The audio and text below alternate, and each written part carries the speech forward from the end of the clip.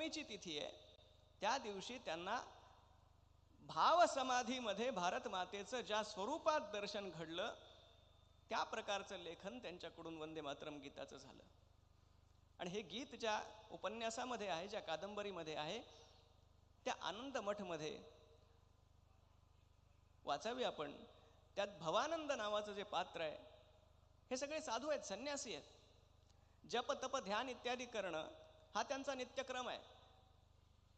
पण हातात शस्त्र घेऊन ते मातृभूमीसाठी लढायला उतरलेत.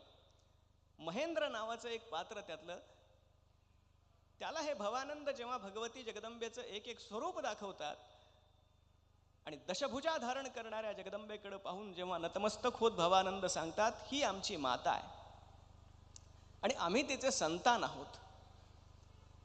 हा संस्कार भारतीयांच्या मध्ये वैदिक काळापासून आहे. माता भूमी पुत्रो अहम पृथिव्याः, ही भूमी माझी माता आहे, ही गाय आमची माता आहे, ही नदी आमची माता आहे, जी भरण पोषण करते ती आमची माता आहे. ही आपली स्वाभाविक भावना आहे. अगदी आपण भूमीवर पाय ठेवताना सुद्धा समुद्र वसने देवी पर्वतस्तन मंडले विष्णुपत्नी नमस्तुभ्यम पादस्पर्शं क्षमस्व मे, हे म्हणून पाय ठेवतो. ही आपली श्रद्धा आहे. आणि म्हणून ही भावना आपल्यामध्ये पूर्वापार आहे, ही आपल्या रक्तात आहे. तीच भवानी जगदंबा, तीच आदिशक्ती. त्वं हि दुर्गा दशप्रहरणधारिणी कमला कमलदल विहारिणी वाणी विद्यादायिनी नमामि त्वाम. तुझीच मूर्ती मंदिरांमध्ये विद्यमान आहे.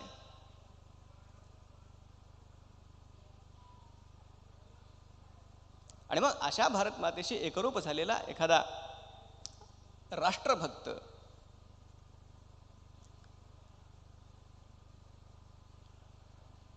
हा मुळात आधी एक योगीच असतो.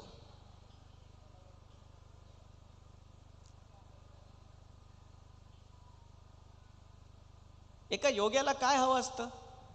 योगी काय मागतो? त्याच्या सगळ्या वासना विलीन झालेल्या असतात. कुठली शरीराच्या संदर्भात कुठली भोगवासना त्याची शिल्लकच नसते. मग योगी मागतो काय ते पसायदानात आपल्याला दिसतं. दुरिताचे तिमिर जावो विश्व स्वधर्म सूर्ये पाहो, जो जे वांछील तो ते लाहो प्राणी जात. हे कुठल्याही योग्याच्या मनातली कामना असते. विश्व मांगल्याच्या कामनेनं योगी प्रेरित झालेला असतो. हाच संदर्भ घेऊन आपल्याला, आपण जर स्वातंत्र्यवीर सावरकरांच्या एका कवितेकडे पाहिलं, माझे मृत्यूपत्र, राष्ट्रभक्तीचं कार्य नेमकं काय आहे आणि त्याचा उदात्त हेतू काय आहे हा त्या ओळींमध्ये आपल्याला दिसतो. विश्वाचिया अखिल मंगल धारणाला बोला असे कवण भक्ष हुताशनाला, आमंत्रण प्रभू रघुत्तम सोडिता हे दिव्यार्थ देव अमुचे कुळसिद्ध आहे. विश्वाचिया अखिल मंगल धारणाला. आमच्या देशाला स्वातंत्र्य कशासाठी मिळवून द्यायचंय? सावरकर म्हणतात हा विश्वमांगल्याचा यज्ञ आहे. आणि प्रभू श्री रामचंद्र त्यामध्ये आहुती समर्पित करतायत. ती आहुती आमचं कुळ आहे.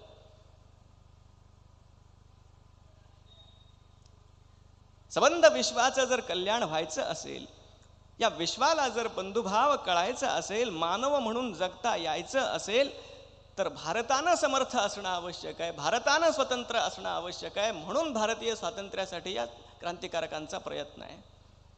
कारण तो दृष्टिकोन अन्य कुठल्याही देशाकडे नाही. जो भारताकडे आहे ते औदार्य इतर कुठल्याही देशाकडे नाही आहे.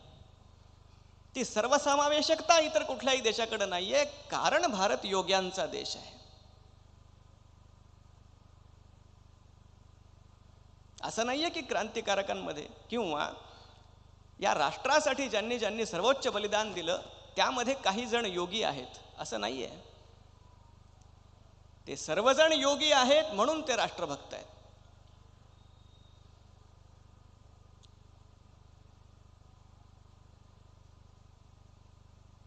आणि हे स्वाभाविकपणे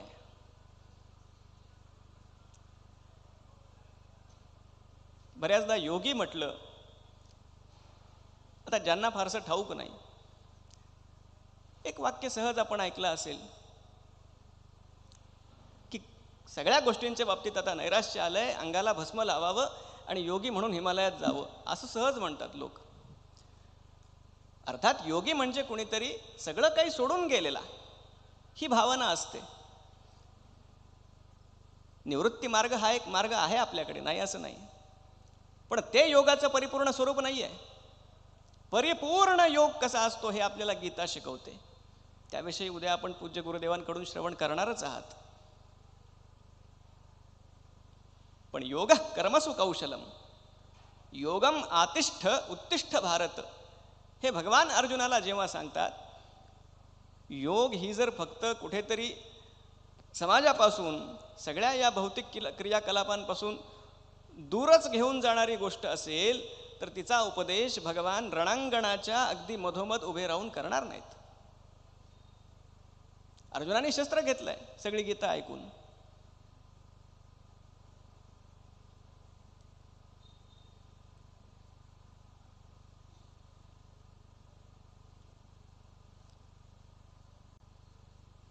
आजचा जो अगदी सगळ्यांच्या ऐकण्यातला शब्द झाला डिप्रेशन, काही करावंसं वाटत नाही. जयाचे ऐहिक धड नाही तयाचे परत्र पुससी काही, माऊली म्हणतात. राष्ट्रभक्ती, विश्वकल्याण, मानवहित ह्या सगळ्या गोष्टी सोडा. ज्याचं ऐहिक धड नाही, ज्याचं शरीर धड नाही, ते ज्याला सांभाळता येत नाही, हा सगळा खटाटोप माझं शरीर स्वस्थ राहावं कशासाठी आहे? भोगासाठी नाही आहे. माझ्या शरीराचं मला विस्मरण व्हावं, ते इतकं स्वस्थ असावं. स्वास्थ्याची व्याख्याच मुळात काय केलेली आहे? देहबोध राहित्य. योगासनं करून आपल्याला काय साध्य करायचंय? प्राणायामाने आपल्याला काय साध्य करायचंय? शरीराच्या पातळीवरच आपण बोलू, अंतरंग योग आपण बाजूला ठेवू. या शरीराची मला आठवणच होऊ नये. आता आपण सगळे मला ऐकत आहात, आपल्या शरीराची आठवण आपल्याला तोपर्यंत होणार नाही जोपर्यंत बसून बसून पाय दुखायला लागणार नाहीत, पाठीला कळ लागणार नाही. हे देहबोध राहित्य साध्य करण्यासाठी योग आहे ना.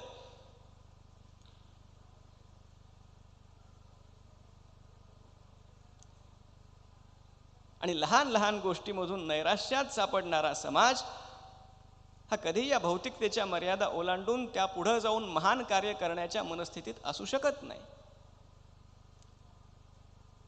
म्हणून या समाजाला प्रवृत्त करण्यासाठी स्वामी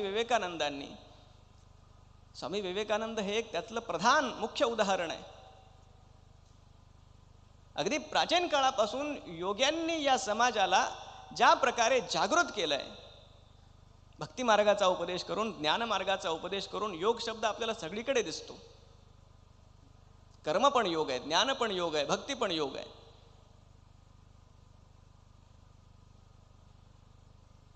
गलित गात्र झालेल्या समाजाला स्वामी विवेकानंदांनी यासाठी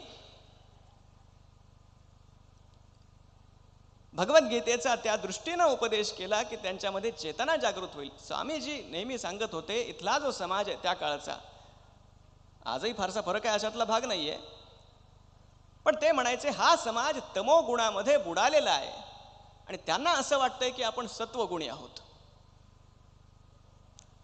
म्हणून या समाजाला आधी खडबडून जाग करणं आवश्यक आहे, त्यांच्यातला रजोगुण आधी जागवणं आवश्यक आहे. म्हणून कोलंबोपासून अल्मोड्यापर्यंत स्वामीजींनी जी व्याख्यानं केली आहेत त्यामध्ये हा सगळा प्रवृत्ती मार्गाचा उपदेश त्यांनी केलाय की नास्तिक तो आहे ज्याचा स्वतःवर विश्वास नाही, किंवा अगदी आवेशानं ते म्हणतात, मला कधी कधी वाटतं या कलकत्त्यातली सगळी राधाकृष्णाची मंदिरं पाडून टाकावीत आणि हनुमंताची मंदिरं उभी करावीत. समाजाला बलोपासनेची आवश्यकता आहे. हेच कार्य समर्थांनी केलंय. समर्थांनी सर्वात आधी प्राधान्य बलोपासनेला दिलं.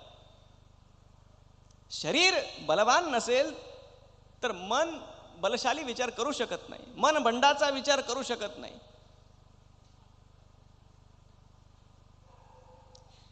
आणि या शरीर, मन आणि बुद्धीच्या स्वास्थ्याच्या दृष्टिकोनातूनच प्रज्ञाचक्षू गुलाबराव महाराजांनी सुद्धा 3 गोष्टी रोज करायला सांगितल्या: व्यायाम, जप आणि वाचन. शरीरासाठी व्यायाम आहे, मनासाठी जप आहे आणि बुद्धीसाठी वाचन आहे. आपण सगळी ही महापुरुषांची मांदियाळी पहा, ज्यांनी या राष्ट्राला एक नवीन चेतना दिली. मग ते राजकीय क्षेत्रात असतील किंवा धार्मिक क्षेत्रात असतील, त्यांची पार्श्वभूमी कुठली असेल, स्वामी विवेकानंद असतील, महायोगी अरविंद असतील, लोकमान्य टिळक असतील, स्वातंत्र्यवीर सावरकर असतील, किंवा सगळे क्रांतिकारक, हे सगळे योगी आहेत.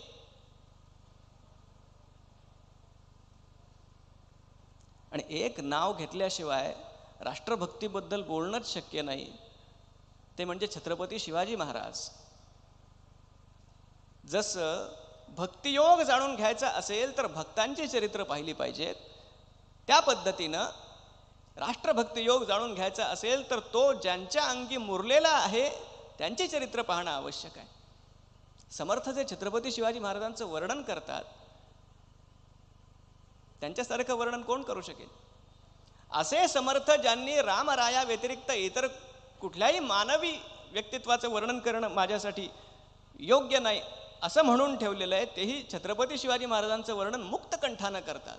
निश्चयाचा महामेरू, बहुत जनांसी आधारू, अखंड स्थितीचा निर्धारू, श्रीमंत योगी. श्रीमंत योगी ते योगी आहेत म्हणून त्या ओवीच्या सुरुवातीला सांगितलेली सगळी लक्षणं त्यांच्या ठिकाणी आहेत. निश्चयाचा महामेरू, त्यांच्यामध्ये दृढ निश्चय आहे. बालपणी जी प्रतिज्ञा घेतली आहे की माझ्या हे स्वराज्य व्हावं ही श्रींची इच्छा आहे, ते स्थापन करण्यासाठी म्हणून मी कटिबद्ध आहे, भगवान महादेवाच्या पिंडीवरती रक्ताचा अभिषेक करून त्यांनी प्रतिज्ञा घेतली. ही प्रतिज्ञा म्हणजे 20 जूनला आपण जी प्रतिज्ञा घ्यावी की उद्यापासून मी योगाभ्यास नित्यनियमानं करील अशी नाही आहे. इथलं बोलत नाही, इथं माझ्यासमोर सगळे योगी आहेत. पण इतरत्र यत्र तत्र सर्वत्र जे चालतं, पुष्कळ संकल्प केला जातो, पण एक दिवस स्टेटस योग फक्त होतो. स्टेटसला फोटो येतात योगाभ्यास करतानाचे. मला नेहमी वाटतं त्यामुळं सत्कार त्यांचा केला पाहिजे जो 22 जूनला योगाभ्यास करतो. पण हा निश्चय, हा दृढ निश्चय महाराजांचा की एक संकल्प करावा आणि त्याला सगळं जीवन व्हावं. बहुत जनांसी आधारू, अनेकांना आधार तो देऊ शकतो जो स्वतः आधी भक्कम आहे. आज सगळ्या विसंगती आहेत. योग हा शब्द एवढा लवचिक आहे, एवढी त्याची व्याप्ती आहे. एकीकडे समाधी, कैवल्य, सगळ्या सिद्धी, अंतरंग योग सगळा प्रत्याहारापासून तो आहे. आणि एकीकडे अगदी सोप्या शब्दात आजच्या काळात रोजच्या जीवनात, ज्याच्यावर स्वतः स्वामी महाराजांनी सुद्धा भर दिला की माझ्या जीवनामध्ये सुसंगती असली पाहिजे, नीटनेटकेपणा असला पाहिजे, माझ्या मनानं मी सांगितलेलं ऐकलं पाहिजे, माझ्या मनानं, इतरांनी नाही. या सगळ्या गोष्टी सुद्धा योगात येतात. ही सुसंगती ज्याच्या जीवनात आहे तो बहुत जनांशी आधारू ठरू शकतो. अखंड स्थितीचा निर्धारू, कुठल्याही प्रकारच्या द्वंद्वामध्ये महाराज अचल आहेत, म्हणून श्रीमंत योगी.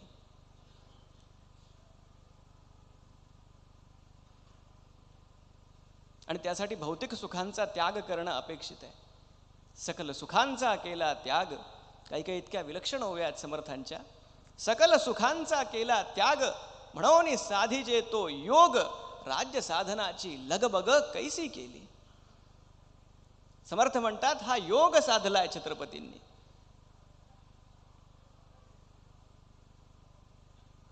आणि त्याच महाराजांची प्रेरणा घेऊन जी या सगळ्या राष्ट्रपुरुषांची मांदियाळी आपल्याला दिसते, ज्यामधलं एक अग्रगण्य नाव मी आपल्याला सांगितलं स्वातंत्र्यवीर सावरकरांचं. श्रीमद भगवद्गीता जीवनात उतरवणं हे कसं असतं या क्रांतिकारकांकडे पाहून आता मला नेमकं कुणाचं नाव घ्यावं आणि काय सांगावं असं झालंय.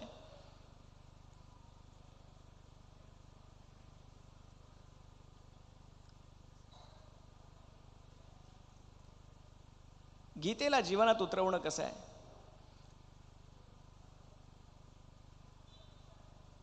भगतसिंगांनी गांधीजींच्या एका लेखाला उत्तर म्हणून एक लेख लिहिला आहे. गांधींचा लेख होता कल्ट ऑफ बॉम्ब, बॉम्बचा पंथ अशा अर्थाने. त्याला उत्तर म्हणून भगतसिंगांनी जो लेख लिहिला आहे फिलॉसॉफी ऑफ बॉम्ब, की आम्ही जे शस्त्र वापरतो त्यामागे एक तत्वज्ञान आहे. संपूर्ण याचा मी उल्लेख करत नाही. शेवटचा परिच्छेद जो आहे त्यामध्ये त्यांनी 2 शब्द वापरले, व्हिक्ट्री ऑर डेथ. हतो वा प्राप्स्यसि स्वर्गम जित्वा वा भोक्षसे महिम. जशास तसा हा भाव त्यात उतरलेला आहे. यम लब्ध्वा चा परम लाभम मन्यते नाधिकम ततः यस्मिन् स्थितो न दुःखेन गुरुणापि विचाल्यते. न कुठल्याही प्रलोभनानं विचलित व्हायचंय, न कुठल्याही आपत्तीसमोर डगमगायचंय.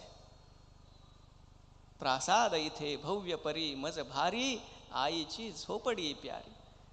तिज वीण नको राज्य मज प्रिय साचा, वनवास तिच्या जरी वनीचा.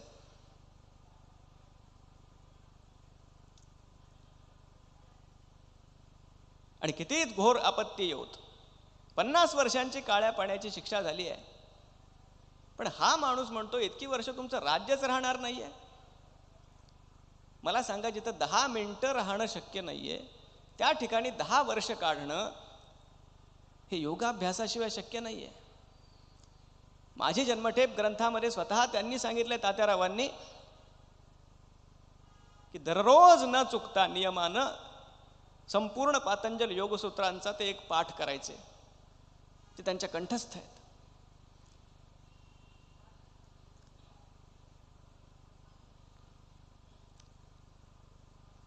कमवायचं असतं तर वासुदेव बळवंत फडक्यांना पुष्कळ कमावता आलं असतं.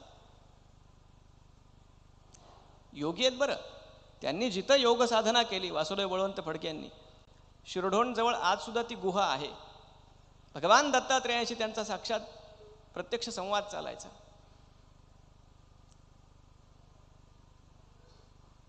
एका योग्याच्या ठिकाणी ज्या गोष्टी असतात स्वाभाविकपणे असतात, की कुठल्याही द्वंद्वामध्ये अचल राहणं, कुठल्याही प्रकारे स्वार्थाचा स्पर्श नसणं, आणि सगळ्यात महत्त्वाची गोष्ट मृत्यूचं भय कुठल्याही प्रकारे मनात शिल्लक नसणं, हे या सगळ्या क्रांतिकारकांच्या मध्ये भरून उरलेलं आहे.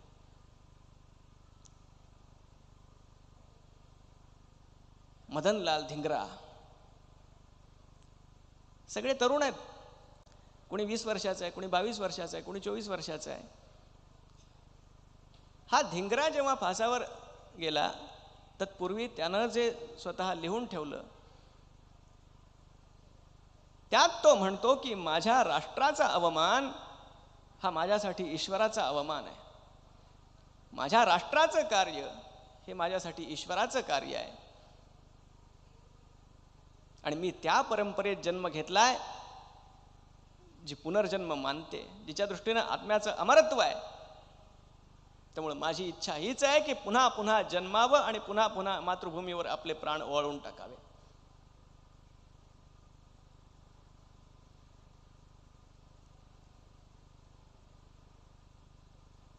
एक दिनेश गुप्ता नावाचा क्रांतिकारक आहे. त्याला जेव्हा फाशीची शिक्षा झाली तेव्हा तो म्हणतो, हिंदू धर्मात जन्माला येऊन मृत्यूला घाबरणं हे म्हणजे पहिल्याच पायरीवर पराभव झाल्यासारखं आहे. पहिल्या पायरीवर. जर आमची गीता सांगते आत्मा अमर आहे, नैनं छिंदन्ति शस्त्राणि नैनं दहति पावकः न चैनं क्लेदयन्त्यापो न शोषयति मारुतः, तर मृत्यूला घाबरणं हे योग्य. आता हे बोलणं सोपं आहे, पण ज्याला काही दिवसांनी आता फाशी दिलं जाणार आहे त्यानं हे बोलणं आणि आदल्या दिवशी ध्यान करणं, ध्यानात मन लागणं, हे किती विलक्षण आहे. करतार सिंग सराबा असतील, अनेक क्रांतिकारक आहेत. ही कुठल्या प्रकारची मनोधारणा आहे? आणि निश्चितपणे या गोष्टी योग साधल्याशिवाय होत नाहीत. एका भोग्याची विचार करण्याची पद्धत वेगळी आहे, एका योग्याची विचार करण्याची पद्धत वेगळी आहे. कधी कधी बरेच जण म्हणतात, जेव्हा क्रांतिकारकांच्या बाबतीत योगी हा शब्द वापरला जातो, ज्यांच्या दृष्टीनं किंवा ज्यांनी अहिंसेचा विपर्यास केला आहे त्यांचं म्हणणं असतं योगाची पहिलीच पायरी अहिंसा आहे.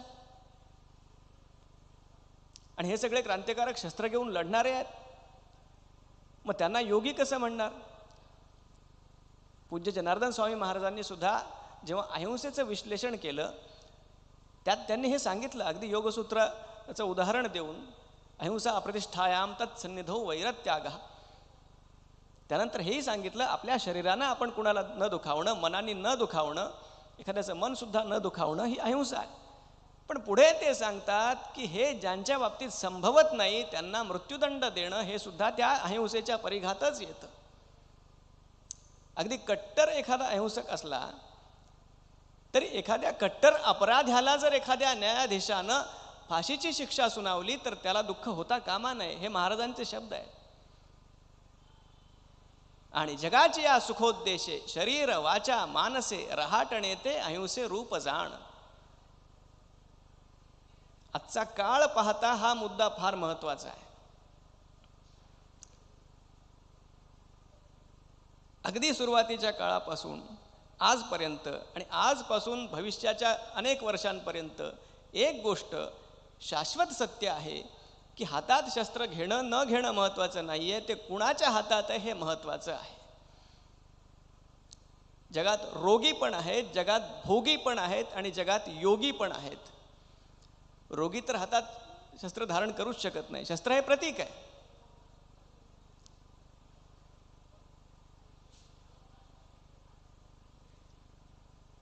एका भोग्याच्या हातात जेव्हा शस्त्र येतं किंवा सामर्थ्य येतं, सत्ता येते, तेव्हा जगाचं अनिष्टच होणार आहे. आणि कुणाच्या तरी हातामध्ये जर सत्ता केंद्र असणं अनिवार्य असेल, कुणाच्या तरी हातामध्ये सगळ्या प्रकारचं सामर्थ्य असणं, शस्त्र असणं अनिवार्य असेल तर ते योग्याच्याच हाती राहिलं पाहिजे, त्यात जगाचं हित आहे. म्हणून भगवान श्रीकृष्ण गीतेमध्ये अर्जुनाला म्हणतात, मला तुझ्या हातून हे घडवून आणायचं आहे. निमित्त मात्रम भव सव्यसाचिन. जो स्वतः संयत आहे, ज्याचा स्वतःच्या मनावर ताबा आहे, ज्याचा स्वतःचा स्वार्थ त्यानं स्वतः संपवून टाकलेला आहे. पुन्हा सावरकरांचे शब्द मला आठवतात, संतानया भरतभूमी 30 कोटी, जे मातृभक्तिरत सज्जन धन्य होती, हे आपुले कुळहित विमोचनार्थ, हा स्वार्थ जाळून आम्ही ठरलो कृतार्थ. ज्याला स्वार्थ जाळून कृतार्थ होता येतं. म्हणून प्लेटो असं म्हणतो, जगाचं कल्याण जर व्हायचं असेल, ज्याला आपण रामराज्य म्हणतो तशा प्रकारच्या कल्याणकारी राज्याची स्थापना जर व्हायची असेल तर एकतर जो सत्ताधारी आहे तो तत्वज्ञ असला पाहिजे किंवा तत्वज्ञाच्या हाती सत्ता असली पाहिजे.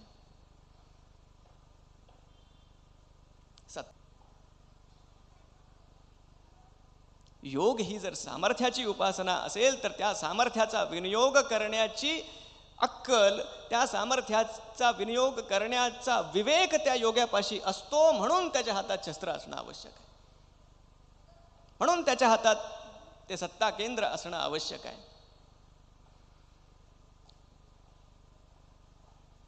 आणि हे आम्हाला आमच्या परंपरेमध्ये प्रत्येक ठिकाणी दिसतं. म्हणून जेव्हा जेव्हा राजसत्ता निरंकुश झाली तेव्हा तेव्हा वनामध्ये जाऊन योग साधना करणारे हे सगळे आमचे ऋषी मुनी तिथं येतात आणि पुन्हा एकदा जो नीतिमान आहे, जो धर्मानुकूल आहे, त्याला सत्तेवरती बसवतात. योग्याच्या मनात मोह नाहीये, योग्याच्या मनात लोभ नाहीये. समर्थ रामदास स्वामी गेलेले सुद्धा नाही आहेत राज्याभिषेकाच्या प्रसंगी छत्रपती शिवाजी महाराजांच्या. ते सज्जनगडावर आहे. दास डोंगरी राहतो, यात्रा देवाची पाहतो. ही अलिप्त वृत्ती त्या योग्यामध्ये आहे. पण हा राजा स्वतः योगी असल्यामुळे जेव्हा समर्थ त्यांना दिसतात, भिक्षा वाढ असे समर्थ म्हणता, न्यायासनी ऐकुनी आला धावत दानशूर नृपती, बोले करा जोडुनी. ही लक्ष्मी अपुलीच राज्य अपुले, मीही असे आपुला, घ्यावी ही तलवार हा मुकुट, हा माथा पदी वाहिला. ज्याच्या मनामध्ये कधीही या सत्तेबद्दल अनेक गोष्टी सांगण्यासारख्या आहेत. एक महाराजांचं जीवन जरी आपण समजून घेतलं तरी कशा प्रकारे एका योग्याची राष्ट्रभक्ती असू शकते हे आपल्याला कळू शकतं. एकच वाक्य सांगितलं स्वामी विवेकानंदांनी, त्यात महाराजांचं सगळं गुणवर्णन आलं. फार तळमळ होती स्वामी विवेकानंदांना की तरुणांच्यासाठी की आपण छत्रपती शिवाजी महाराजांचा आदर्श ठेवला पाहिजे. पण पाश्चात्य शिक्षणानं ज्यांची बुद्धी आंधळी होऊन गेली आहे, त्याला महाराज एक लुटारू वाटत होते. या पाश्चात्यांच्या अंधानुकरणामुळं आम्ही आमची योगचर्या, दिनचर्या, आहारचर्या सगळं कसं बिघडवून घेतलेलं आहे याचा क्लेश स्वामी महाराजांना पण होत होता. त्यांच्या चरित्रामध्ये तसे उल्लेख आहेत. स्वामी विवेकानंद त्या तरुणांना सांगतात, अरे रामायण आणि महाभारत या 2 ग्रंथांमधल्या सगळ्या सद्गुणांची यादी करा आणि ते सगळे सद्गुण एका ठिकाणी जर आपल्याला पाहायचे असतील तर ते छत्रपती शिवाजी महाराजांचं व्यक्तिमत्व आहे. आणि हे एका योग्याचं व्यक्तिमत्व आहे. संकल्प पहा ना त्यांचा काय आहे. मी राजा व्हावं ही त्यांची इच्छा नाही आहे. ते त्यांच्या इच्छेनं चालतच नाही आहेत. हे राज्य व्हावे ही तो श्रींची इच्छा आहे. त्यात महाराज कुठे आहेत मला सांगा. हातात शस्त्र असो किंवा हातात लेखणी असो, योग्याची वृत्ती बदलत नाही. किंबहुना तुमचे केले धर्म कीर्तन हे सिद्धी गेले, येथ माझे जी उरले पायी कपण, हीच माऊलींची पण वृत्ती आहे. मिर्झा राजा जयसिंगाला पत्र लिहिताना छत्रपती शिवाजी महाराज सुद्धा परिपूर्ण योगी लिहितोय. ते म्हणतात, राज्य व्हावे ही श्रींची इच्छा आहे, हा माझा संकल्प आहे. राज्य माझ्या हाताने हो किंवा अन्य कुणाच्या हाताने हो. जयसिंगाला म्हणतात, राजे तुम्ही व्हा, मला सिंहासनाचा लोभ नाहीये, मी आपली चाकरी करायला येईन. पण 2 सिंहांना आपसात लढवून हे कोल्हे लांडगे राज्य करतायत हे जाणून घ्या, हे समजून घ्या. निव्वळ वरवरचं कर्मकांड करून हा विवेक येत नाही हे आपल्याला मिर्झा राजा जयसिंगाकडे पाहून कळतं. अतिरुद्र करून आलाय तो, अतिरुद्राचं अनुष्ठान. कुणाचा पराभव व्हावा म्हणून ज्यानं मंदिरं बांधली आणि कुणाच्या विजयासाठी ज्यानं मंदिरं पाडली. पण हा विवेक नाहीये.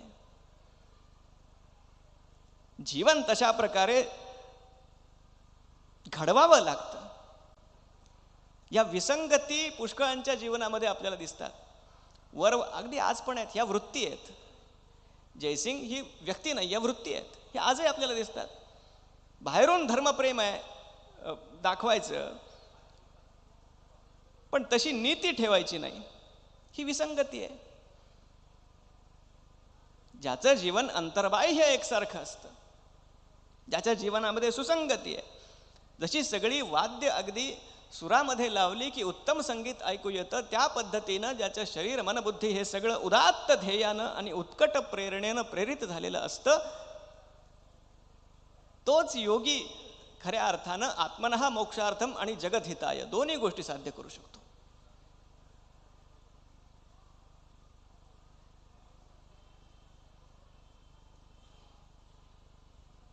मग कुणी धर्मप्रचारक असेल, कुणी समाजसेवक असेल, कुणी राष्ट्रासाठी सर्वस्व समर्पण करणारा सैनिक असेल, कुणी स्वयंसेवक असेल, माझ्या स्वार्थाच्या पलीकडे जाऊन जेव्हा मी माझ्या समाजाकडे पाहतो, जेव्हा मी माझ्या राष्ट्राकडे पाहतो, जेव्हा मी या सगळ्या मानवतेकडे, विश्वाकडे पाहतो किंवा भगवंताच्या भक्तीचा प्रचार करण्यासाठी कटिबद्ध होतो,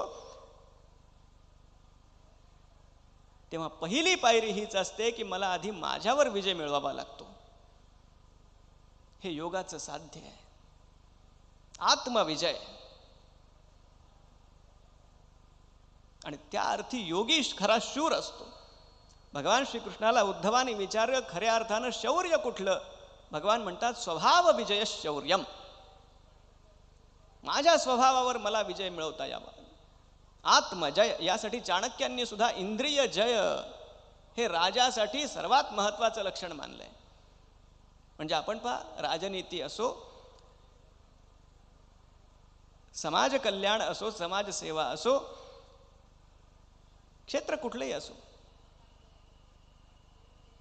योग हे त्याचं प्रवेशद्वार आहे. जर ते आपल्याला नीट करायचं असेल, जर योग कर्मसु कौशलम साध्य करायचं असेल, अभ्युदय असो, निश्रेयस असो, भोग असो, मोक्ष असो,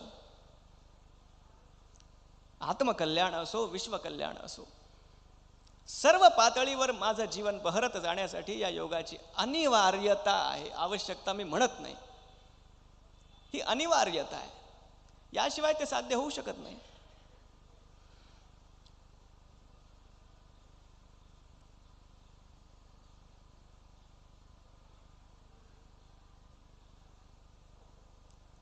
अनेक गोष्टी या बाबतीत चिंतन करण्यासारख्या आहेत.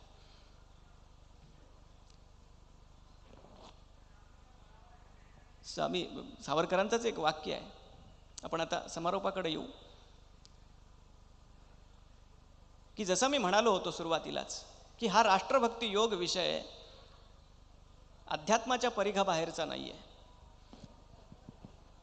मी आध्यात्मिक आहे म्हणजे राष्ट्राशी मला देणं घेणं नाही, असल्या कुठल्याही मार्गदर्शकाने आम्हाला कधी सांगितलं नाही. तसं मानण्याचं कारण नाही.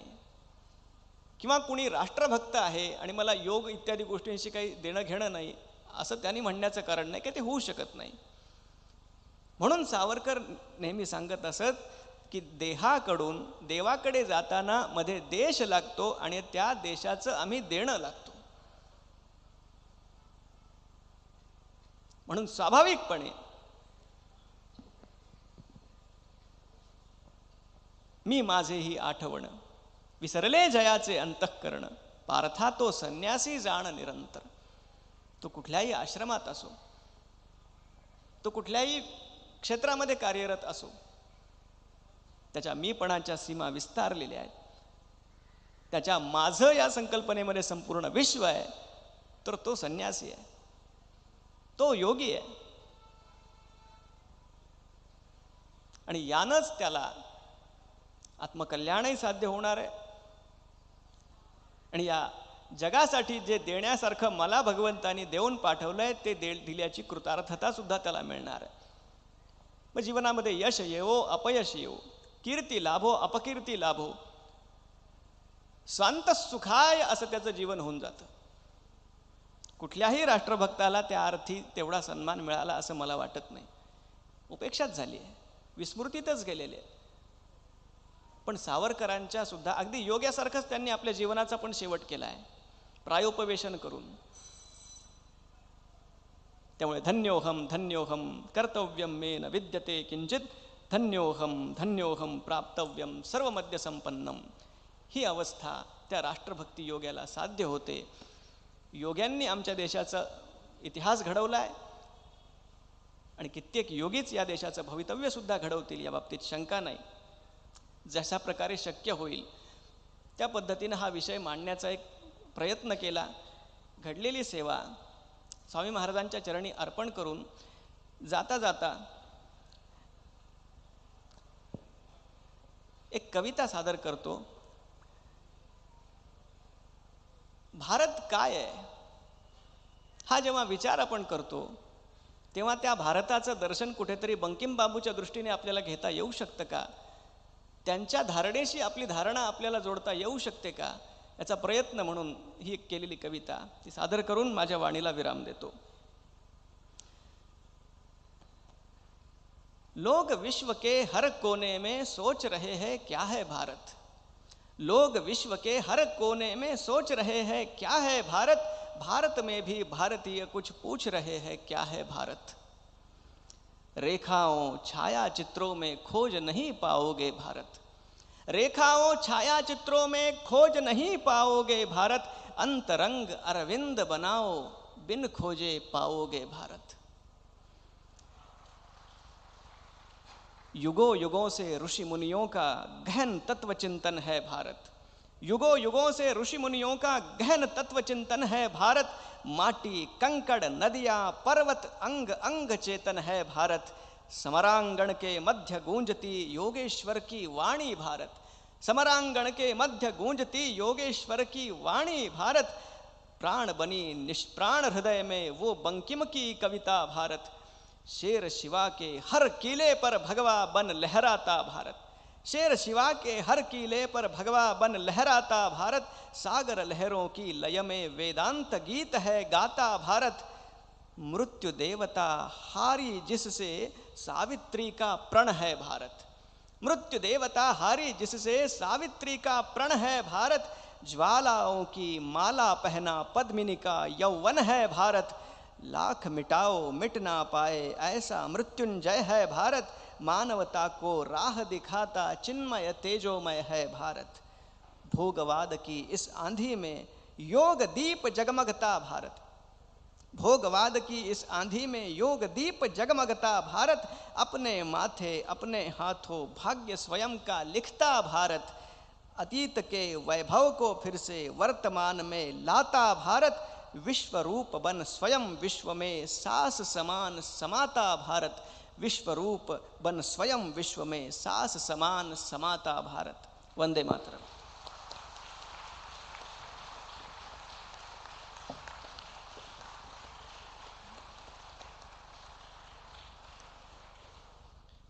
मी योगी बघतो मरणाचेही मरण आणि आता उरलो उपकारापुरता, या दोन ओळीतून व्यक्त झालेली एका योग्याची भावना ही दुसरी तिसरी काहीही नसून राष्ट्रभक्तीचीच भावना आहे असे प्रणव शास्त्रींनी फार सुंदर याचे विवेचन केले आहे. तसेच त्यांनी आपल्या व्याख्यानाच्या सुरुवातीलाच परमपूज्य जनार्दन स्वामींच्या योगस्वरूप या ग्रंथातील प्रस्तावना तसेच पहिल्या अध्यायाचे वर्णन करून तसेच सांघिक योगासनांची जी मुहूर्तमेढ स्वामीजींनी रोवली त्याचे देखील त्यांनी राष्ट्रभक्तीशी कसं ते सुसंगत आहे किंवा ती मुळात ती राष्ट्रभक्तीचीच भावना आहे याचं संपूर्ण विवेचन राष्ट्रभक्ती योगद्वारा प्रणव शास्त्रींनी अत्यंत सुंदर रीतीने इथे केलेले आहे. आता यानंतर मी या सत्राचे संयोजक श्रीनिवास वर्णेकर सरांना विनंती करेल की त्यांनी मनोगताचे 2 शब्द बोलावेत. एक महत्त्वाची सूचना, MH31 FX 2567 ही गाडी रॉंगली पार्क्ड आहे, त्यामुळे नागरिकांना समस्या निर्माण झाल्यात. कृपया ज्यांची गाडी आहे त्यांनी ती आपल्या जागेवर म्हणजे तिथून उठवावी. दुसरी गाडी आहे MH49 BR 1811. कृपया या दोन्ही गाड्या नीट लावाव्यात. वर्णेकर सरांना विनंती आहे त्यांनी मनोगताचे 2 शब्द व्यक्त करावे.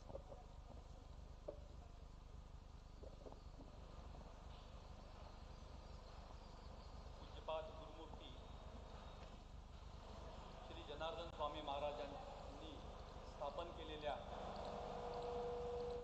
या योगाभ्यासी मंडळाच्या अमृत महोत्सवी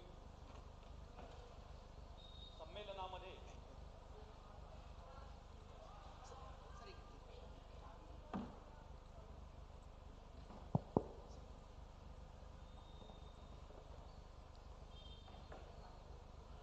पूज्यपाद गुरुमूर्ती श्री जनार्दन स्वामी महाराजांनी स्थापन केलेल्या या योगाभ्यासी मंडळाच्या अमृत महोत्सवी वर्षात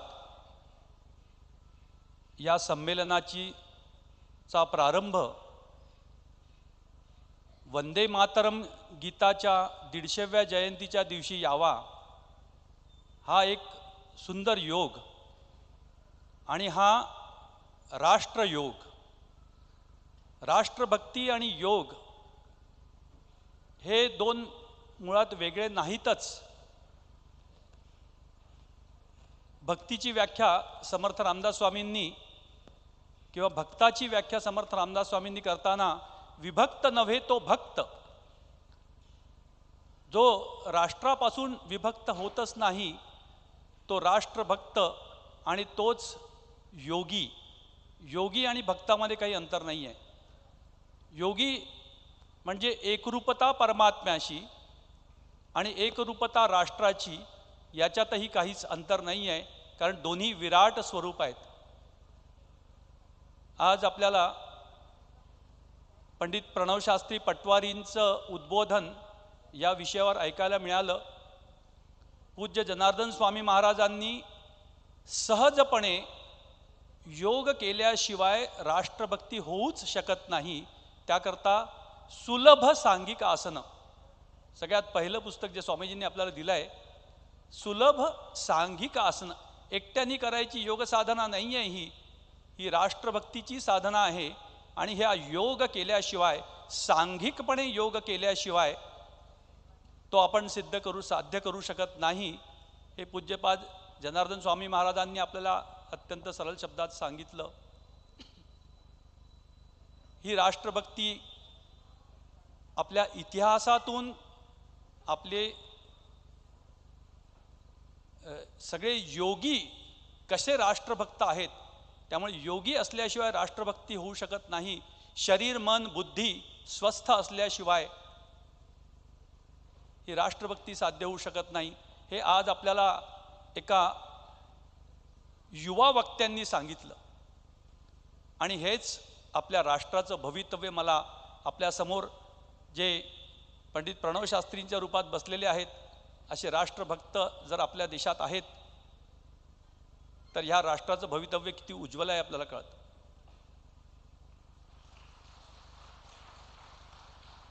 पंडित प्रणवशास्त्री पटवारी यांचा परिचय करून दिला. ते एक कवी आहेत, लेखक आहेत. हा त्यांचा खूप स्वल्प परिचय आहे. त्यांचा एक छोटासा परिचय मी सांगतो आणि मी लगेच थांबवतो. खरं तर प्रणवशास्त्री आमच्या मुलांच्या वयाचे आहेत आणि आम्ही गीता साधना शिबिरामध्ये नेहमी एकत्र भेटतो. पूज्य स्वामी गोविंदगिरीजी महाराजांचे आम्ही दोघेही अनुग्रहित आहोत. एकदा स्वामीजींसमोर आम्ही बसले असताना प्रणवजींचं आगमन झालं, तेव्हा माझ्या तोंडून पटकन शब्द निघाला, प्रणव आला. तेव्हा स्वामीजींनी मला टोकलं आणि मला म्हणाले, पंडित प्रणवशास्त्री पटवारी आले. त्यांच्या वयाकडे बघून त्यांच्या विद्वत्तेला विसरू नका. शारीरिक वय आणि बौद्धिक आणि ज्ञानाचं वय हे खूप वेगळं असतं. पुढे होणारा हा महाकवी आहे हे मी आजच घोषित करतो, असं स्वामीजींनी आमच्या समोरच घोषित केलेलं आहे. त्यांची आपण आज एकच कविता ऐकली. मराठी, हिंदी, संस्कृत तिन्ही भाषांमधलं त्यांचं काव्य कधी वेळ मिळेल तेव्हा नक्की वाचा, ऐका. पंडित प्रणवशास्त्री काय आहेत कळेल. पूज्यपाद जनार्दन स्वामी महाराजांचं चरित्राचा अभ्यास करून त्यांनी सांगितलेला योग राष्ट्रभक्ती करता किती आवश्यक आहे हे आज त्यांनी आपल्याला सुंदर शब्दांमध्ये प्रतिपादित केलं.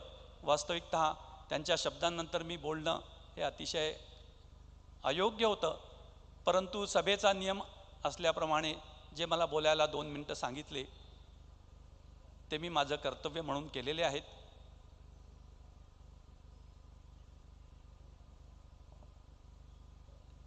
श्री प्रणवशास्त्रींनी मंडळात वारंवार येऊन आम्हाला अशाच प्रकारचं उद्बोधन करत राहावं अशी मी त्यांना आज विनंती करतो आणि माझे शब्द संपवतो.